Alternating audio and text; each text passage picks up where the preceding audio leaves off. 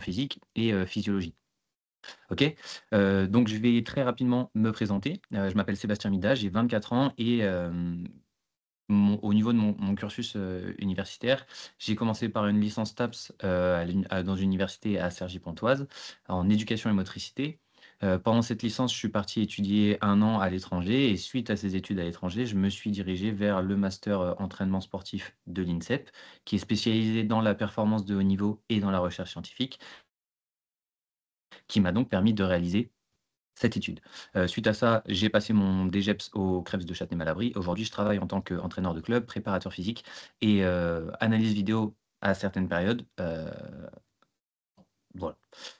Pour donner le contexte du travail, donc du travail qui a été réalisé, de cette étude, je suis rentré en master au moment du lancement de ce qu'on appelle le projet APID, Aide à la prise d'information et de décision. C'est un projet qui a été parlé un petit peu dans le webinaire précédent avec Mildred et qu'on abordera aussi ici dans cette intervention, qui avait été dirigée par la chercheure, Claire Calmels et Johan Mario qui travaillent aussi à l'INSEP avec le, Pôle France de badminton. Le but de ce projet à la base, c'était de pouvoir développer un entraînement, nouveau dans notre discipline qui était basé sur des connaissances perceptivo-cognitives. OK? Donc on va passer un petit peu dans un premier temps, on va faire, une petite revue, un petit état des lieux des facteurs temporels, en badminton et majoritairement en simple homme, simple dame. Déjà dans la science, il faut savoir que le badminton, elle est, définie comme une activité de raquette qui est composée d'actions très intenses et de courte durée, qui est couplée à un court temps de récupération que nous ici, on a appelé entrepoint. OK? Donc ce type d'activité, on appelle ça des activités qui sont intermittentes. Un point qui est important et qui paraît, assez simple, donc bien sûr, on peut gagner un point de 2 manières différentes. Soit on fait une faute, soit on fait un coup gagnant. Cette faute, on peut la qualifier. Elle peut être soit directe, soit provoquée. Une faute qui est directe, c'est une faute qui est réalisée sans que l'adversaire ni les conditions de la frappe aient forcé le badiste à la commettre. Une faute qui est provoquée, elle, c'est une faute qui a été réalisée sous la contrainte de son adversaire. On peut imaginer, par exemple, lors d'un débordement. Et donc la nature intermittente de l'activité, ça veut dire qu'entre les temps d'effort qui sont intensifs, on a des temps de repos que l'on appelle entrepoints. La première question, avant de passer à cet état des lieux, c'est de comprendre pourquoi investiguer cette dimension temporelle. Heu, Quelque chose d'assez simple, c'est qu'au cours des matchs, il y a de la fatigue qui apparaît et qui vient négativement impacter la performance. On a des effets majeurs qui peuvent se traduire par une perte de lucidité, une perte de force, une augmentation de la difficulté perçue de l'effort, qui pourrait entraîner une perturbation de la prise d'information, de la prise de décision et surtout de la capacité de reconcentration qui se traduirait ensuite par la réalisation de fautes. OK? Au niveau des facteurs temporels, du coup, on est d'accord que le BAD, c'est une activité qui est intermittente et à très haute intensité. Le problème, c'est qu'il y a assez peu de focus qui est accordé à cette nature intermittente. Ce qu'on peut voir majoritairement pendant les entraînements, c'est beaucoup d'exercices qui sont réalisés de manière continue ou parfois avec des durées qui sont un petit peu aléatoires. Que ce soit aussi bien dans des exercices, comme j'ai dit, de volant continu ou même dans des séries de multivolants, qui ne sont pas forcément très cadrés, que ce soit niveau nombre de volants ou temps de repos. Ça paraissait donc important d'investiguer cette dimension temporelle pour mieux la comprendre. Je tiens juste à rappeler que cette étude, elle a été réalisée dans le cadre d'un master et qu'elle donc elle peut pas être aussi complète qu'un travail de thèse ou de doctorat et qu'elle comporte ses limites dont on parlera à la fin. La première étude qu'on va aborder rapidement, c'est celle de Lafay et al. En 2015. Elle a étudié l'évolution des caractéristiques temporelle du simple homme des Jeux de 92 jusqu'à 2012. Ce qu'ils ont montré, c'est que depuis les Jeux de 92, l'intensité des échanges, elle était beaucoup plus importante. Le nombre de frappes par échange avait augmenté de environ 34%, tandis que la densité de travail, elle avait, elle, diminué de 58,2%. Le temps de jeu des matchs, le temps de jeu effectif, pardon, des matchs, il avait baissé de 34,5%, ce qui veut dire que les rallyes sont plus intenses, les temps de récupération sont plus longs et ça amène à des matchs d'une plus longue durée. Deuxième étude qui a été réalisée aussi, sur les jeux olympiques, c'est celle de Chiminazo et ses collaborateurs en 2018. Eux, ils ont effectué le même constat, mais pendant les Jeux de 2016 à Rio. En plus de cela, ce qu'ils ont montré, c'est qu'il y a une différence d'intensité entre la phase de groupe et la phase finale. Mais il y a aussi une différence d'intensité plus on avance dans la phase finale. Ça montre 2 choses. C'est que enfin, déjà, ça montre une chose très importante, c'est qu'il y a une importance de l'enjeu sur l'intensité des matchs. Ça, c'est la première étude à montrer et c'est très important. Un petit facteur qui peut pondérer les résultats de cette étude, c'est que lors de la phase de groupe aux Jeux olympiques, on a des athlètes qui sont qualifiés notamment grâce à leur, localisation géographique et qui n'ont pas forcément un niveau aussi élevé que les top joueurs mondiaux, ce qui provoque une différence d'intensité. Maintenant, on va rentrer un petit peu dans les critères temporels et une étude majeure pour ces critères temporels, c'est, celle de Fontsufa et ses collaborateurs, chercheurs français, qui ont comparé les critères entre le simple homme et simple dame sur toutes les études qui existaient, heu, dans le badminton. Ce qu'on remarque, c'est qu'en simple homme, on a des temps d'échange, de match et de repos qui sont un petit peu plus importants qu'en simple dame. On a aussi des nombres de frappes par échange et un temps de jeu effectif qui est lui aussi plus important. Donc ce que ça montre, c'est qu'on a des critères temporels qui sont plus élevés en simple homme, une intensité qui est plus élevée en simple homme, mais par contre une fréquence d'échange qui est elle aussi plus élevée. On verra à la fin un petit peu, les différences, importantes d'un point de vue pratique pour, le simple homme et le simple dame. Et ces résultats, ils sont toujours un petit peu d'actualité puisque en 2019, Gomez et al, des chercheurs, Gomez et ses collaborateurs, des chercheurs espagnols, dont Fernando Rivas faisait partie, ont confirmé ces résultats. Ils ont étudié les facteurs temporels en fonction du genre et des types de matchs. Le résultat, ils sont, différents de ceux qu'ont trouvés, Fontsufa, puisque les temps d'échange sont beaucoup plus importants, les temps de match sont beaucoup plus importants et les temps de repos sont aussi plus importants. Un point qui peut paraître un petit peu étrange dans l'étude de Fontsufa, c'est que le temps de match, moyen était d'environ que de 31 minutes. Ce qu'il faut se rappeler, c'est que, l'étude de Fontsufa, elle arrive, sur des matchs après le changement de règle en 2006 et le changement de scoring. Ce qui fait que du coup, cette transition, elle a demandé une adaptation au début au niveau des joueurs et on avait des matchs qui étaient beaucoup plus courts qu'avant. C'est pour ça qu'il y a une grande différence. Mais en tout cas, l'étude de Gomez, et ses collaborateurs confirment bien la tendance au match avec des efforts plus longs et donc au temps de récupération qui, eux, sont aussi plus longs pour pouvoir pallier cela. Une étude qui est très importante cette fois d'un point de vue tactique et quelque chose qui est très important à conscientiser chez les joueurs. Celle de toujours Gomez et ses collaborateurs, mais cette fois en 2020. Ils ont réalisé une étude dont les objectifs étaient d'identifier les différences de performance entre les rallyes, ce que eux définissaient comme un long échange, et le point suivant. En simple homme et en simple dame.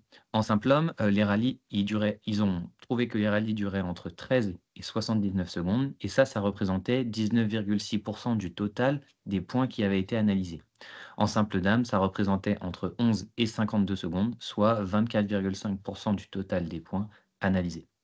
Le résultat principal de cette étude, c'était que le point suivant un rallye, il était plus sujet à se terminer en une faute directe ou alors une durée plus courte. C'est hypothétiquement dû à la fatigue qui s'est installée lors du rallye et qui, comme l'a vu en début, pourrait créer une perte de lucidité et une mauvaise prise de décision par les joueurs. C'est quelque chose qui va être important de conscientiser chez nos joueurs pour pouvoir éviter de perdre des points un petit peu facilement.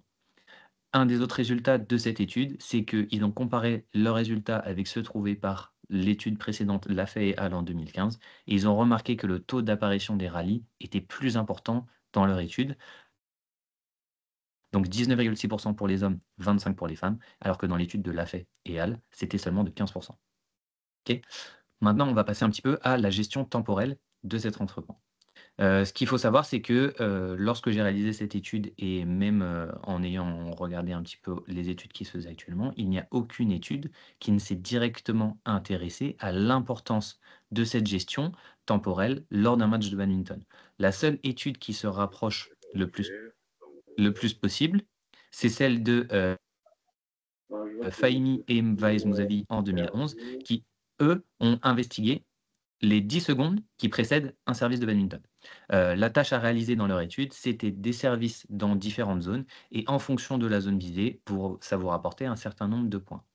L'objet d'étude, c'était l'investigation de la fréquence cardiaque et du niveau d'anxiété des joueurs, heu, novices et experts. Ce qu'ils voulaient examiner, c'était les modifications de cette fréquence cardiaque qui reflèteraient la vigilance et les modifications du niveau d'activation. Dans un second temps, c'était les différences de profil physiologique entre les experts et les novices. Et la dernière, c'était la différence justement de performance entre ces 2 profils. Les résultats principaux de cette étude, c'était que dans un premier temps, les badistes experts, ils avaient un niveau d'activation qui était beaucoup plus faible avant de servir et surtout, ils réussissaient systématiquement à réduire leur niveau d'activation et de fréquence cardiaque environ 5 secondes avant de frapper le volant.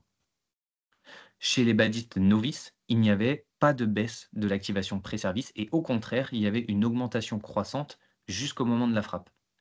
Cette baisse de la fréquence cardiaque, elle a été attribuée à la vigilance qui, dans ce contexte, les auteurs, se réfèrent à l'état d'attention d'un individu, qui se concentre sur les cibles à viser. La réduction de la fréquence cardiaque, elle permettrait d'améliorer la performance du badiste de haut niveau en lui permettant de se concentrer sur des indicateurs qui sont pertinents pour servir. Ce qu'il faut savoir, c'est que plus la réduction de la fréquence cardiaque elle était faible, plus le service était de meilleure qualité. D'où l'utilité dans notre entraînement de créer une vraie routine de performance au service. Et ça, on en reparlera à la fin. Ce deuxième résultat qui est très important, c'est que cette réduction, comme elle n'est pas observée chez les novices, ça signifie que, les étapes de préparation, elles sont spécifiques à l'exécution d'un service et surtout que c'est une compétence qu'il va falloir développer aussi bien chez les jeunes que chez les adultes. OK? C'est quelque chose qui n'est pas du tout instinctif et qui s'apprend, qui se travaille. Cette étude, elle fait directement écho à une étude qui avait été réalisée en 2001 par Treiman et Barry, mais cette fois sur des tireurs. Les auteurs, ils suggéraient que lorsque l'étape de préparation ne requiert pas d'effort physique important, donc c'est le cas au tir, la réduction de la fréquence cardiaque, elle est directement caractéristique de l'attention qui est portée sur la tâche à réaliser et à effectuer. Au contraire, lorsque la tâche physique elle nécessite un effort physique important, la réduction de la fréquence cardiaque, elle ne se produisait pas. Chez les tireurs, cette réduction, elle commençait même 15 secondes avant le coup de feu, parce que la tâche à réaliser, elle demandait une concentration qui est maximale. D'où l'intérêt chez nous de développer cette connaissance dans un temps qui est beaucoup plus restreint pour être performant. Donc l'entrepoint, il aurait un rôle physiologique et mental qui serait enfin, des rôles physiologiques et mentaux qui seraient extrêmement importants. Il serait au service de plusieurs fonctions multiples permettant d'optimiser, s'il est bien géré, la performance lors de matchs de badminton. Au niveau tactique et stratégique, c'est quels coups ont fonctionné, dans quelle situation, quelle adaptation du plan de jeu, etc. Au niveau technique, ce serait par exemple, quels sont les, critères qui ont fait que j'ai réussi ma frappe ou c'est des pensées qu'on peut avoir en tant que joueur. Est-ce que j'ai loupé mon pied frappe? Est-ce que je me suis pas assez engagé dans un volant? Et cetera. C'est des pensées que nous pouvons avoir. Au niveau physique, c'est comment adapter notre rythme de jeu et l'intensité qu'on va mettre dans le point suivant en fonction de notre disponibilité physique personnelle, mais aussi celle de l'adversaire. Et au niveau mental, c'est là où il y a le plus de travail à faire, c'est donc d'éviter toute pensée négative, toute frustration qui peuvent entraîner la perte de points, réussir à se concentrer, à se remotiver, casser le momentum, etc. Toutes ces réflexions, elles peuvent être aussi impactées par l'environnement dans lequel le badiste se trouve, au moment présent. Pas forcément à tout niveau, mais on peut avoir, par exemple, en interclub, des décisions arbitrales qui sont favorables ou non. Où est-ce qu'on se situe au niveau du score? Est-ce que au niveau du gymnase, on est dans un gymnase un peu plus rapide, un peu plus lent? Est-ce que les volants sont rapides? Est-ce qu'il y a de la hauteur? C'est tout un nombre de facteurs qui, doivent être pris en compte par les badistes et qui, se ressassent pendant l'entrepoint, auquel il faut faire attention. Un point aussi que l'on voit énormément dans les tournois, notamment à bas niveau, c'est des consignes, données par le coach qui ne sont même pas comprises par les joueurs pendant l'entrepoint et donc on a un temps de repos qui, en fait, n'est pas un temps de repos puisqu'on passe plus de temps à essayer de comprendre ou voire même d'entendre ce que nous dit notre coach et perturbe totalement la concentration que l'on devrait avoir pendant, ce temps de repos. D'où la standardisation un petit peu de réussir à conscientiser cela et avoir une vraie routine de, remise en place. Du coup, par rapport à notre étude, le premier but, c'était d'investiguer la gestion temporelle de l'entrepoint en fonction du résultat du point.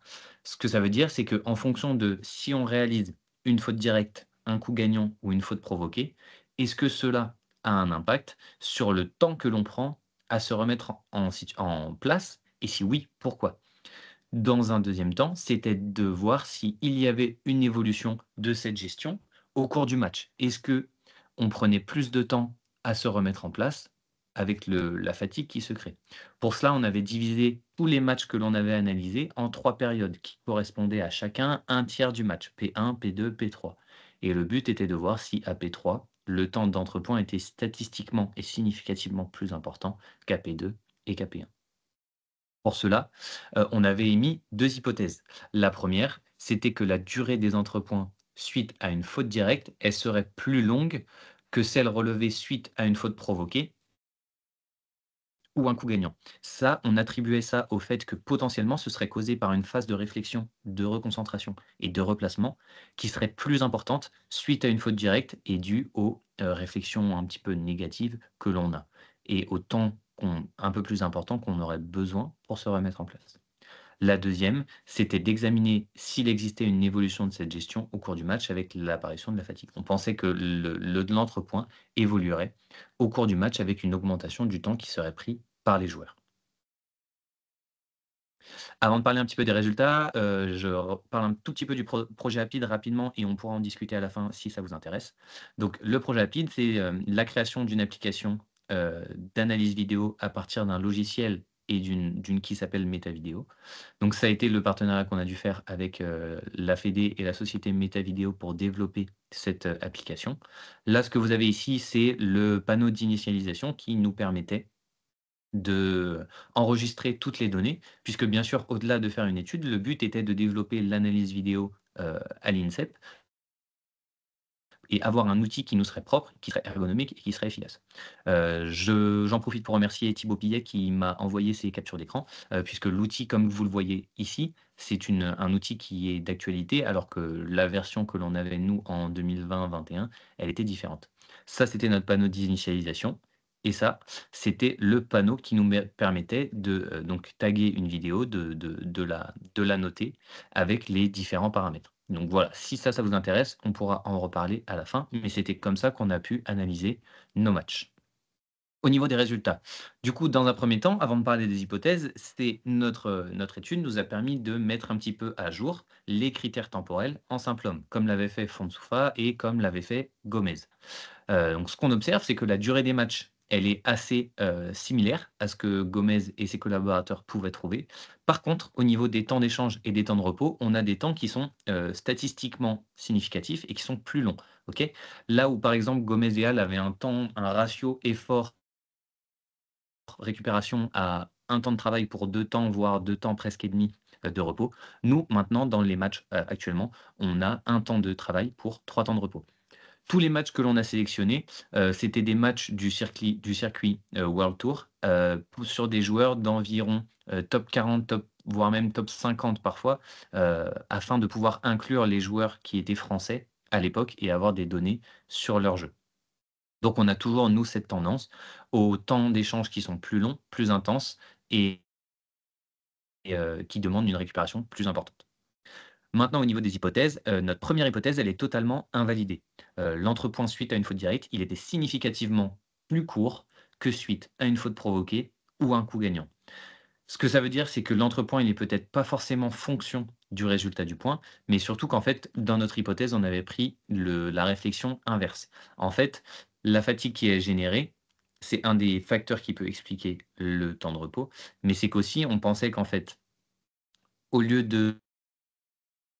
avoir une phase de récupération et de reconcentration qui soit plus importante, on aurait une phase plus courte due à la perte de lucidité et aux réflexions négatives. Hem, c Une étude qui n'était pas présente à l'époque, mais une donnée qui est importante à avoir aussi et qui a été montrée dans une étude de 2023, c'est que lorsqu'en simple homme, même en simple dame aussi, on perd le point, on est plus sujet à gagner le point suivant dû au fait qu'on serait plus agressif et on marquerait plus de points par coup gagnant afin de reprendre le service. Ce qu'il faut faire attention, c'est que du coup, suite à cette faute directe, il faut éviter de confondre vitesse, précipitation et être trop agressif pour pouvoir, afin d'éviter de réaliser une faute un petit peu, bête. Au niveau de la deuxième hypothèse, elle, par contre, elle est totalement validée puisque l'entrepoint, il augmentait au cours du match. Que ce soit entre la première période et la deuxième période, il y avait déjà une augmentation et entre P2 et P3, il y avait aussi une augmentation. Ce qu'on a vu, c'était c'est que les trajectoires, elles étaient plus tendues, elles étaient plus rapides. La fréquence d'échange, elle avait augmenté. Le nombre moyen de coups par seconde, il avait aussi augmenté, les coups étaient plus rapides, plus explosifs, et le niveau physique des joueurs, il était supérieur d'année en année, ce qui montre l'importance et l'intérêt du développement des connaissances et des besoins en préparation physique et sur les facteurs temporels. On a un style de jeu qui est plus agressif, voire même jusqu'à ce que dans des études, on relève que le smash aujourd'hui, c'est un coup sur 5 en un coup d'attaque sur 5 réalisé. Donc ça fait que la fatigue, elle commence à être, assez importante et assez intense en simple homme. Par contre, comme plusieurs auteurs, on pense que l'aspect métabolique de la récupération dans l'entrepoint, c'est pas la seule explication.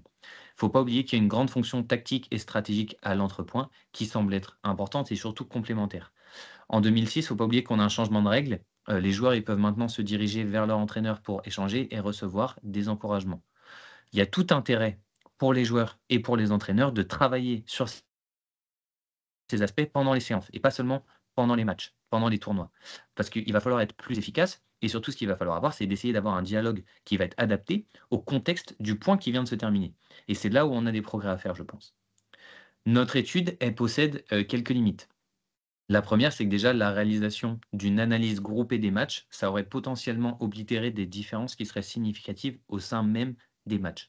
Et donc une analyse plus contextuelle match par match, elle serait intéressante. Deuxièmement, ça pourrait être d'effectuer des entretiens qui seraient individuels après les matchs pour comprendre pourquoi les joueurs prennent plus ou moins de temps en fonction du résultat du point. Quelles sont leurs pensées, quelles sont leurs réflexions. Ça permettrait d'ajouter du contexte. Malheureusement, nous, comme c'était des matchs qui étaient disponibles sur YouTube, bah, on ne pouvait pas forcément réaliser ce travail-là. On en a fini un petit peu avec l'étude.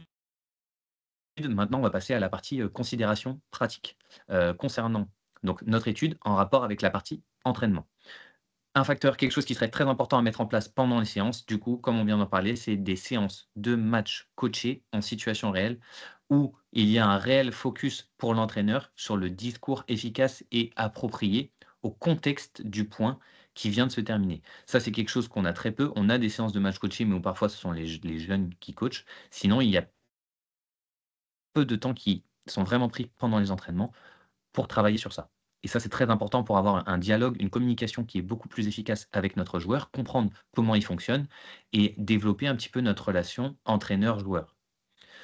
Au niveau, du service et même du temps de récupération, c'est d'apprendre des routines de performance qui permettraient de réduire la fréquence cardiaque, puisqu'on sait que la réduction de la fréquence cardiaque, notamment grâce à la respiration, ça permettrait d'augmenter le niveau d'attention sur le point suivant et d'avoir un service qui serait beaucoup plus qualitatif et même avoir, une la l un être prêt dans l'instant présent et avoir une idée claire de la tactique on va devoir mettre en place, quelles ressources on va devoir mobiliser sur le point et cetera.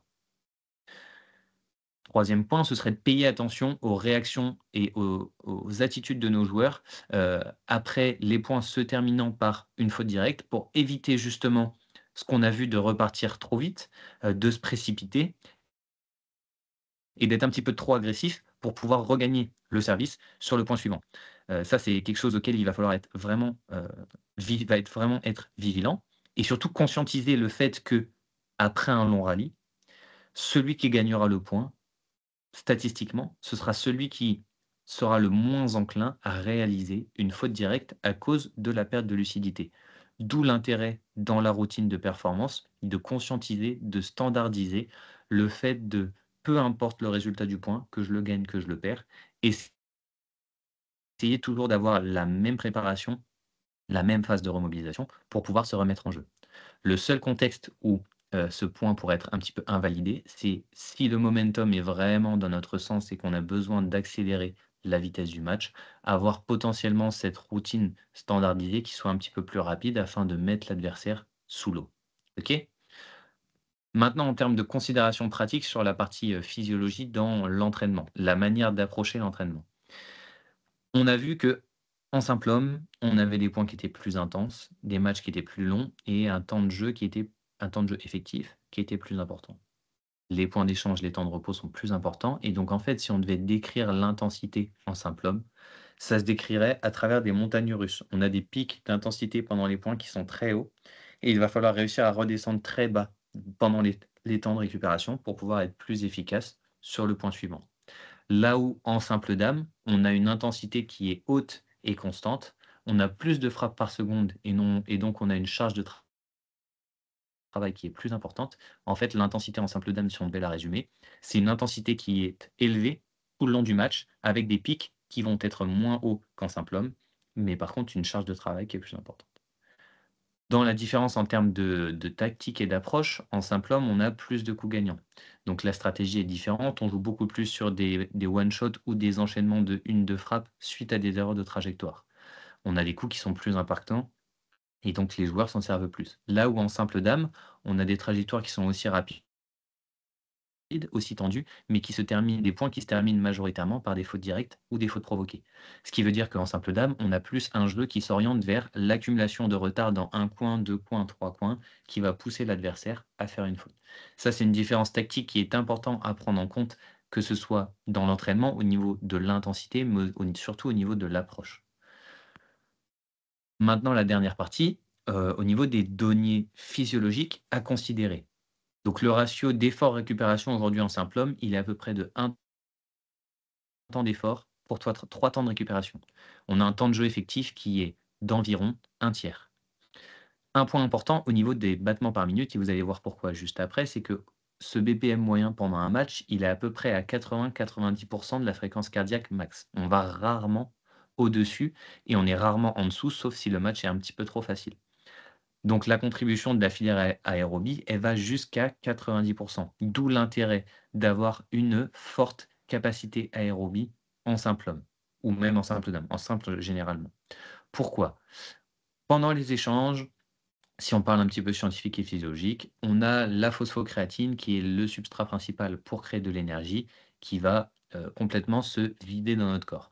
On va devoir, pendant les temps de repos et même pendant les échanges, le corps va devoir utiliser d'autres substrats pour pouvoir régénérer cette phosphocréatine, notamment les lactates, et donc en termes de préparation physique, on a besoin de réaliser des exercices qui stimulent jusqu'à 85 de la fréquence cardiaque. Pour développer la capacité aérobie, ça semble nécessaire. On n'a pas besoin d'aller plus haut, sinon ce serait de la fatigue inutile, si on veut développer la capacité aérobie. Et donc en termes d'intervalle de travail, ça nous donne des intervalles de 10 à 30 secondes dans les études qui ont été réalisées, qui semblent largement suffisants pour développer cette partie physiologique. Plus ne paraîtrait pas nécessaire. Encore une fois, plus ce serait de la fatigue un petit peu inutile. Ce qu'il va falloir adapter, c'est le ratio entre effort et récupération. Plus on va avoir un intervalle faible, plus la récupération sera importante. Plus on va avoir un intervalle élevé, plus la récupération pourra être, le ratio pourra être équilibré.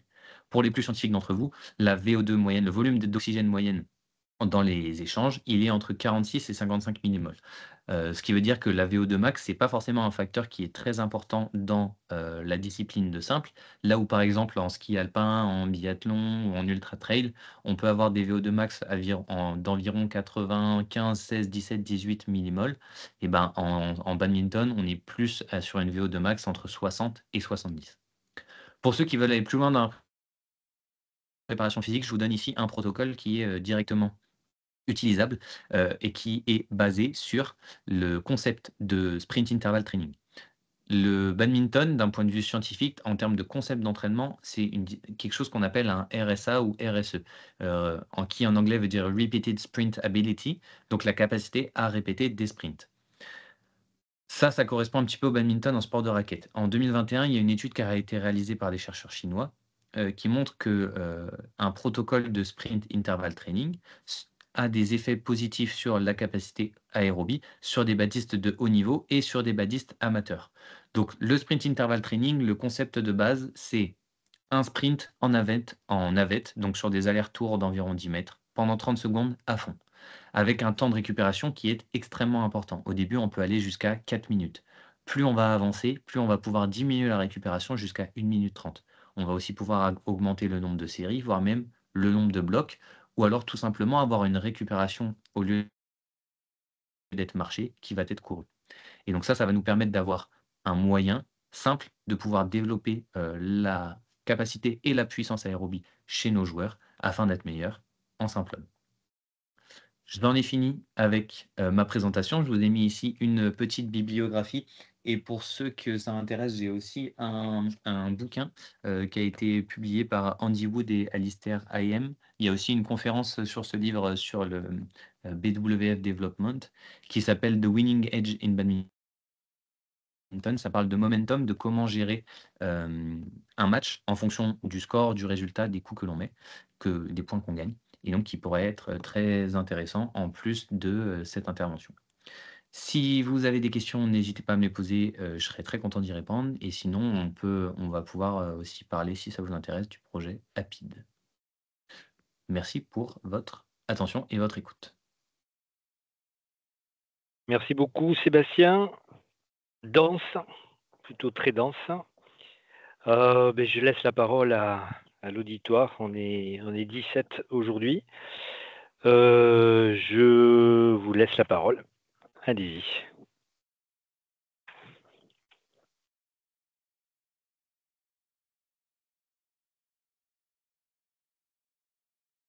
Peut-être enlever J'enlève le partage? ton support, ouais, s'il te plaît. OK.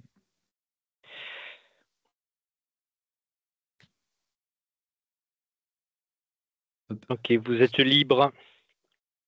Allez-y, lâchez-vous.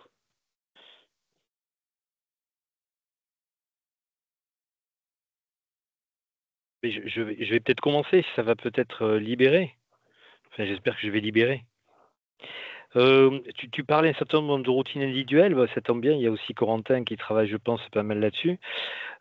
Comment on peut connaître les éléments individuels pour créer ces routines-là? Par quel procédé?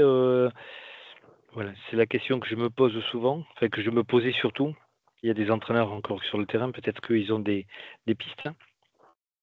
Quand tu dis, quel procédé, c'est-à-dire, quelle discussion on peut amener avec le joueur pour pouvoir, Oui, avoir une routine efficace? ouais, c'est ça, oui. Comment on peut opérer ça, ouais. Bah, alors dans un premier temps, c'est de voir un petit peu avec le joueur, quel est son processus de réflexion et de pensée après, le temps qui se termine. Ce qui est important, c'est peu importe en fonction le résultat du point, essayer tout de suite d'avoir un temps où on va complètement, arrêter la concentration et permettre au cerveau de pouvoir,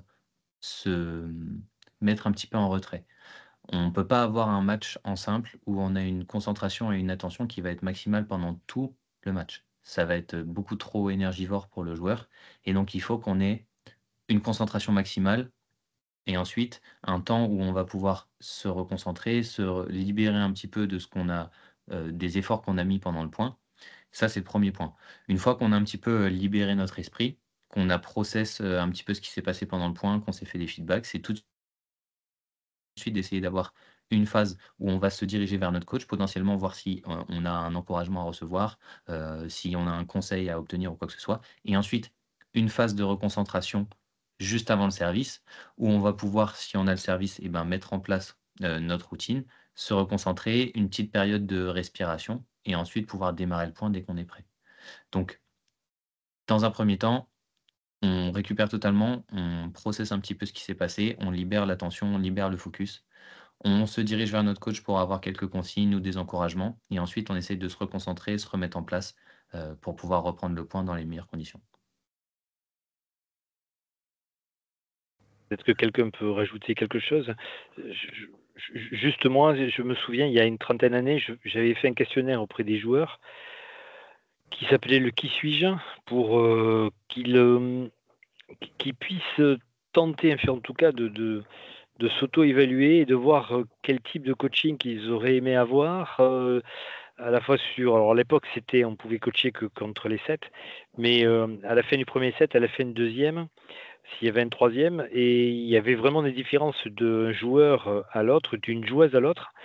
Et ça, moi, ça me permettait en tout cas à cette époque-là, mais je vous parlais à 35 ans, donc les choses ont sans doute avec les outils évolué, ça me permettait de, sans trop les connaître, de pas démarrer en faisant n'importe quoi à leur égard, quoi. Voilà, même si leur façon de vouloir être coaché me semblait bizarre, mais en tout cas, ça me permettait de partir de leur réalité et pas de partir de la mienne, quoi. Voilà. Donc je sais pas, je sais que je vois des entraîneurs là, peut-être qu'ils peuvent en parler de façon beaucoup plus précise que moi maintenant, quoi. Ou Corentin peut-être.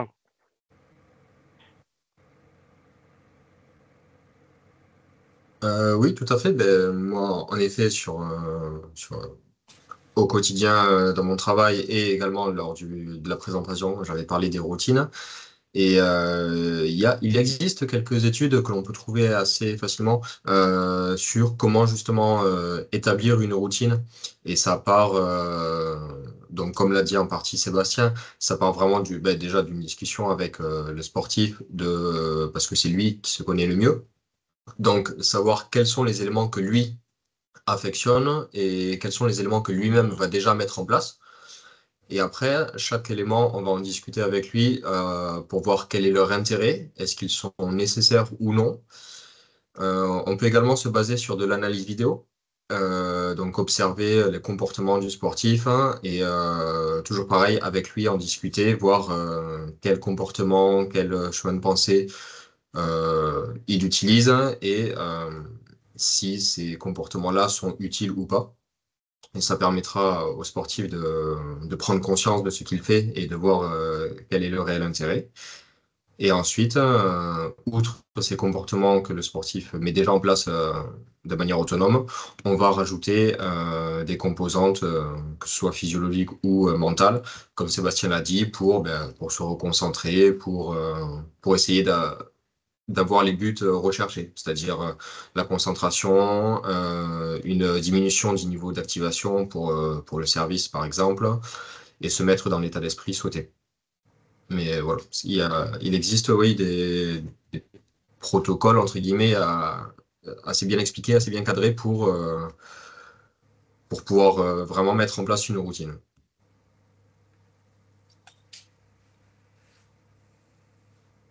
Merci. Peut-être Thomas, Patrice, hein, je ne sais pas s'il y a Philippe, hein, s'il est encore là. Oui, peut-être que vous avez peut-être des éléments pour aller dans ce sens-là ou différemment, enfin peu importe.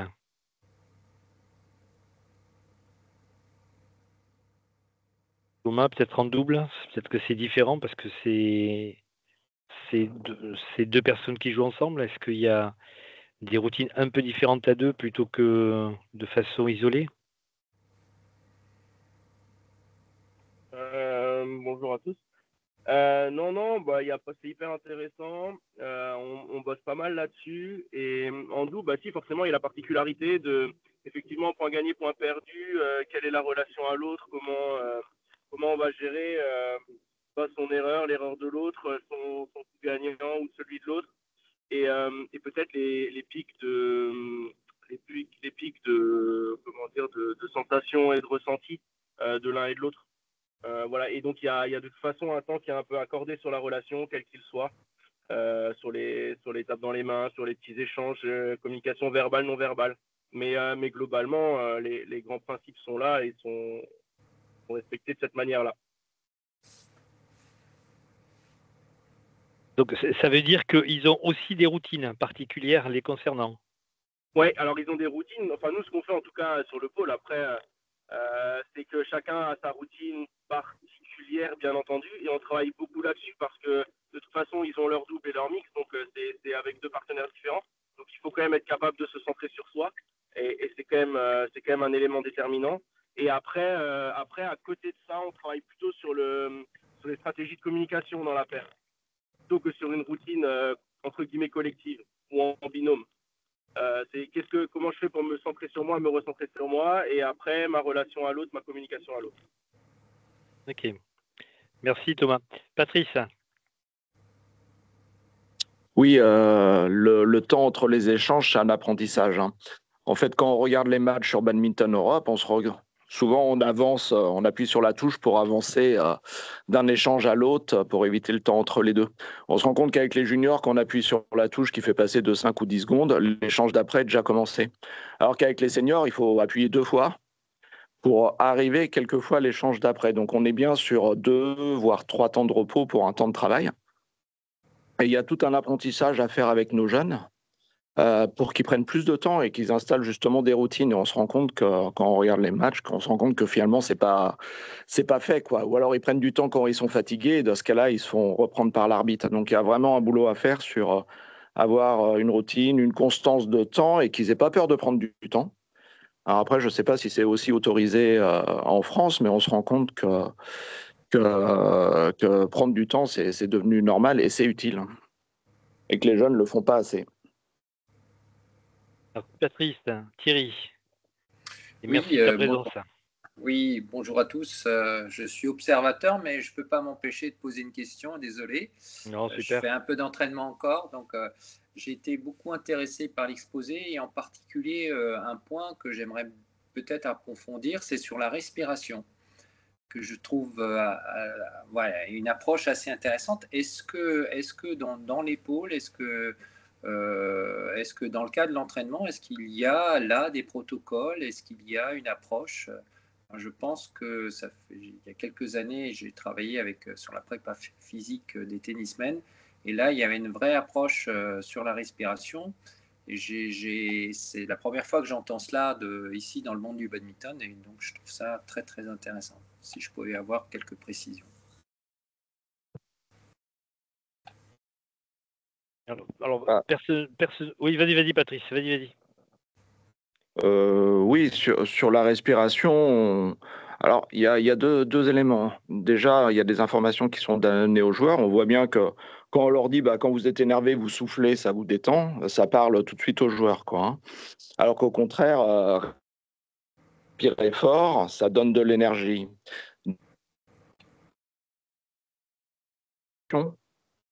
Des formations au CREPS sur la préparation mentale pour les coachs, justement, parce que les joueurs changent et les coachs restent. Donc, on a des informations qui sont données, justement, pour qu'on essaye d'intégrer ça à l'entraînement.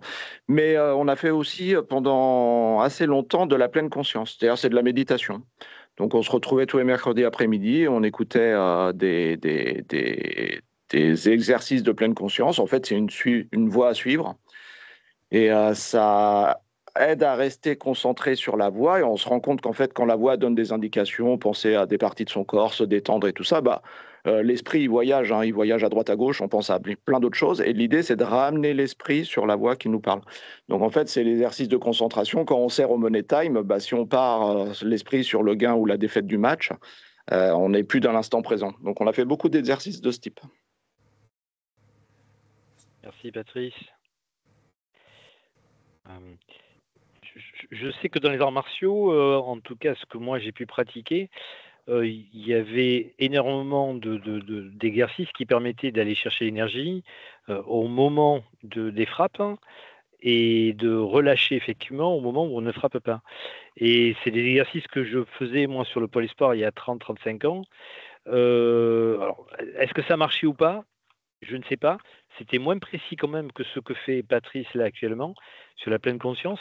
Mais en tout cas, c'était des choses qui, au regard de moi, de mon vécu sportif hors badminton, me permettaient en tout cas d'initier, quoi.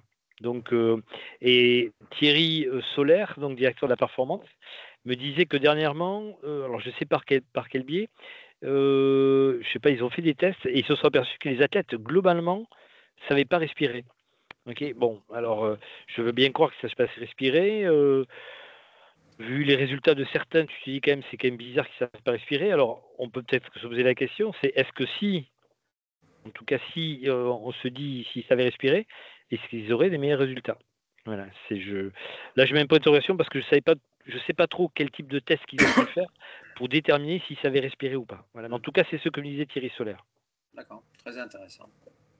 Un point, je pense, de réponse un peu là-dessus, c'est effectivement, c'est une question qu'on a beaucoup en tant qu'entraîneur de club. Moi, je vois qu'il y a beaucoup de personnes qui viennent nous demander comment respirer pendant un point. Et je suis d'accord avec ce que tu dis, le fait de respirer, d'expirer totalement au niveau de la frappe, c'est ce que font les joueurs de tennis quand ils crient, c'est ce que font tous les joueurs de double quand ils se matchent. En fait, c'est pas juste crier pour crier, c'est aussi tout simplement créer une pression au niveau abdominal et même pulmonaire juste avant la frappe et relâcher totalement cette pression pour avoir un impact qui est plus net, plus clair, plus précis et donc une frappe derrière qui va être plus impactante. Ça, c'est un point dont on n'a pas de données, en tout cas au niveau badminton, mais c'est en tout cas de l'approche que l'on a généralement quand on nous pose cette question. Et c'est quelque chose qui est très moi, je trouve que ça a des résultats qui sont assez intéressants. Là, je parle de manière empirique, dans le sens où, en fait, se concentrer sur la respiration pendant un match, ça permet d'éloigner les joueurs des critères techniques quand ils jouent. C'est-à-dire que souvent, quand on est en match, on a beaucoup des joueurs qui pensent à faut que je fasse mon pied frappe, faut que je fasse ceci, faut que je fasse cela. Et en fait, on n'est plus du tout dans le naturel. Et c'est pas le moment pendant le match d'avoir un cerveau qui est extrêmement actif.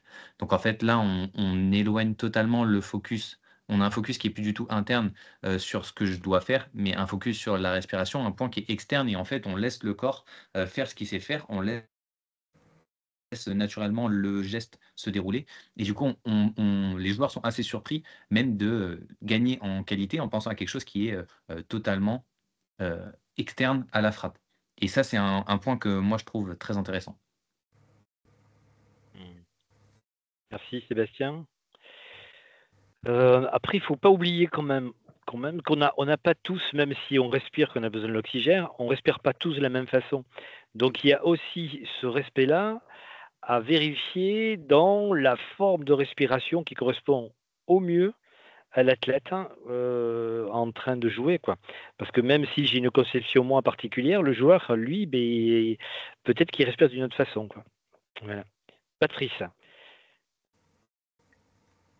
Alors Thomas pourrait sûrement mieux en parler que moi. Ce que tu dis souvent, Michel, hein, je récupère le truc. Hein.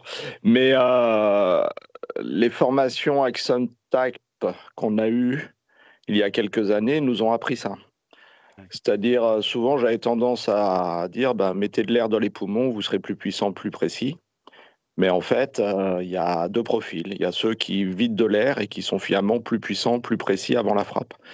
Et Thomas le sait bien au niveau du service de double. Il y a ceux qui mettent de l'air dans les poumons avant de servir et il y a ceux qui soufflent avant de servir. Donc, si on parle par rapport à soi ou à son vécu, son expérience, en fait, on fait 50% d'erreurs parce qu'il y a vraiment deux profils différents sur la respiration. Merci Patrice. Par rapport à ça, un point que je rajoute qui est important, c'est que si on veut avoir une réduction de cette fréquence cardiaque avant le service, ce qui est important, c'est donc de jouer sur ce qu'on appelle le nerf vague, puisque c'est lui qui est responsable du rythme cardiaque. Et ce nerf vague, si on veut permettre de réduire son activation, ce qu'il nous faut, c'est une respiration qu'on appelle un peu parasympathique, dans le sens où il va falloir que notre temps d'expiration soit plus important que notre temps d'inspiration. Ça va permettre au nerf vague de justement calmer son activation et donc d'avoir une réduction de la fréquence cardiaque et une augmentation de la tension. Ça, c'est moi la seule considération, le seul prérogative que je donnerais sur entre les points, comment respirer. C'est pas facile parce que surtout quand on vient de finir un échange compliqué, on a l'impression qu'on veut absolument emmagasiner de l'air et que c'est ça qui va nous faire la performance. Ce qui fait la performance en respiration, c'est pas l'inspiration, c'est l'expiration. C'est le fait de pouvoir relâcher tout le dioxyde de carbone dans l'air et surtout vider les poumons de cette toxine. Alors, Patrice, je ne sais pas si tu veux parler encore parce qu'il y a toujours la main, mais Philippe, tu voulais parler ou tu as fait une mauvaise manip? Non, j'avais juste un détail à rajouter par rapport effectivement aux préférences motrices qu'on peut rencontrer dans Action Types par rapport à l'expiration et l'inspiration. Dans le sens où on a un profil effectivement qui favorise l'un ou l'autre avant l'impact, par exemple au service, comme disait Patrice. Mais c'est quelque chose aussi qui peut changer en cas de stress ou de fatigue et qui peut s'inverser. Donc tout ça est assez complexe. Et je rejoins ce que disait Sébastien tout à l'heure quand il disait que quand on mettait le focus un petit peu à l'extérieur de notre action, le geste naturel finalement réapparaissait plus facilement. Il y a des exercices pour ça avec Action Types qui permettent de se focaliser sur quelque chose qu'on appelle le point mobile. Donc on n'a pas le même en fonction de notre profil et ça c'est quelque chose qui ne bouge pas et qui permet en plus de la respiration, même si c'est coordonné également avec, mais ça permet de retrouver un geste naturel en cas de crispation, de tension, etc. Donc voilà, la respiration est un petit peu englobée dans un fonctionnement général qui fait qu'on n'a pas toujours la même préférence. C'était juste le détail que je voulais apporter. Et par rapport à ça, si je peux compléter, s'il y en a qui ne peuvent pas faire la formation Action Type, moi, la première fois que j'ai découvert cette réflexion, c'est dans ce livre-là, qui est assez connu, Le jeu intérieur du tennis. C'est un livre qui m'avait été conseillé par Fred Dor, et qui parle bien de ça, avoir un focus externe pour avoir une frappe plus qualitative, qui avait été écrit, enfin, un des livres les plus connus dans l'entraînement. Et ça peut être une excellente ressource que j'ai pas pensé à mettre dans ma bibliographie. Ouais, d'ailleurs, il y a une vidéo qui est disponible en ligne où l'auteur de ce livre apprend à jouer au tennis, une femme une ménagère, quoi, qui est vraiment débutante et qui joue uniquement sur le rythme, sur cette notion de rythme, de rester dans le présent, de se concentrer vraiment à l'intérieur d'elle et en fait, sans se poser de questions techniques. Et on voit que la fluidité qu'elle réussit à obtenir est assez impressionnante pour une débutante en très très peu de temps. Est-ce que, Sébastien, tu peux mettre la référence du livre dans la conversation, s'il te plaît? Dans la Juste ça? conversation. Oui, s'il te plaît. Alors écoutez, il est 12h59. S'il n'y a pas d'autres questions, Thierry, tu veux peut-être intervenir un peu plus? Non, ça va pour toi? Non, ça va, je découvre et je trouve ça très riche. Peut-être la question, c'est comment ce type de contenus sont diffusés sur le territoire, en dehors des gens qui participent ici au webinaire. Alors, pour l'instant, moi, ce que je fais, c'est que dans les 10 jours, j'envoie le document que Sébastien a préparé avec une synthèse qu'il prépare lui aussi. Et le webinaire est sur Formabat TV. Pour l'instant, c'est comme ça que je fais. En tout cas, c'est la première année, donc voilà, je voulais surtout voir si ça marchait, voilà, pour lancer le truc. Mais il va falloir sans doute passer à une autre vitesse les fois suivantes, si toutefois on continue, quoi. Voilà, mais ça, on verra bien. Voilà. Est-ce que on peut se laisser là? Oui, est-ce que ça vous convient? On se dit au revoir, on se dit bonne journée, on se souhaite un excellent week-end, j'espère. C'est ça. En tout cas, merci. Ouais, merci pour votre présence à tous et à toutes, mais je crois que les jeunes filles ici, il y a encore, je ne sais pas s'il y a toujours Flore. Donc voilà, et puis à bientôt, merci encore. Le prochain, ça sera donc dans un mois. Je n'ai pas la date en tête, mais je saurai vous la renvoyer. Voilà. Merci à vous. À bientôt. Au revoir. Merci. Merci, Au revoir au à revoir. tous. Au revoir. Sébastien, tu Merci. m'appelles demain. Ok.